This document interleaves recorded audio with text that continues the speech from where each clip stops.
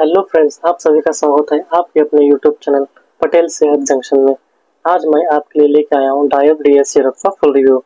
आज के इस वीडियो में हम जानेंगे डायोब डीएस के डोज, इस्तेमाल और कब इस्तेमाल किया जाता है। तो हम सबसे पहले बात करते हैं डायोब डीएस सिरप। ये सिरप एक एंटीबायोटिक सिरप है। ये खास तौर से टीथ इन्फेक्शन, डिसेंट्री, डायरिया, गम इन्फेक्शन के लिए इस्तेमाल किया जाता है। खास तौर पर उन बच्चों के लिए जिन्हें बार बार जुलाब होते हैं, फिर पेट में दर्द होता है, दांतों में इन्फेक्शन होता है, तो उनके लिए काफ़ी फायदेमंद साबित होती है। इस अगर हम बात करें इसके ड्रग के बारे में तो इसमें ओफ्लॉक्सासिन मेट्रोनिडाज़ोल मौजूद है, जिसमें ओफ्लॉक्सासिन 100 मिलीग्राम मौजूद है और मेट्रोनिडाज़ोल 200 मिलीग्राम मौजूद है। और इसकी पैकेजिंग भी बहुत अच्छी है और ये 60 ml का सिरप आता है, जो कि आपको मार्केट में कहीं भी आसानी से मिल जाएगा।